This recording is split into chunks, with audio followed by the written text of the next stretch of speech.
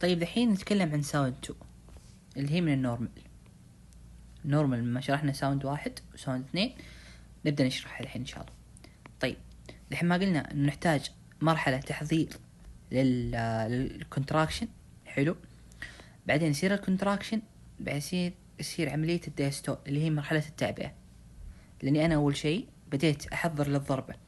الدم اللي هنا صار فيه كونتراكشن، الفنتريكل راح فضي الدم هنا، فأنا أحتاج إيش أرجع أعبي الدم هذا اللي هنا عشان إيش أوصل للكونتراكشن الثاني. يعني إيش؟ عشان يجهز يصير فيه كونتراكشن ثاني. تمام. فإيش يسوي؟ عكس الطريقة. كيف عكس الطريقة؟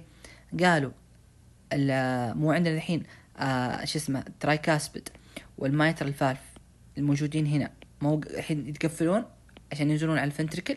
طيب الحين انا ابغى اعبي، اسوي ايش؟ دايستول. فارجع افتحهم.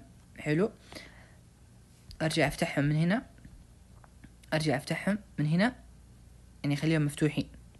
حلو. عشان الدم يتجمع هنا في الفنتريكل. تمام. واقفل الاورتيك والبلمونري. حلو. فهذه هي الساوند 2 بشكل عام.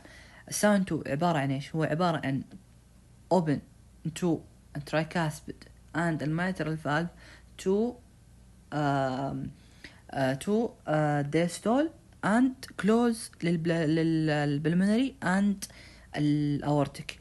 طب الصوت اللي بسمعه هنا، سكت الباب في الجزء المفتوح ولا الجزء المقفل؟ اكيد بسمعه في الجزء اللي بيتقفل. فالساوند 2 هو عبارة عن الصوت اللي بيتقفل أو صوت الباب أو الفالف اللي بيتقفل من البلمونري اللي هنا أو الأورتيك اللي هنا. تمام.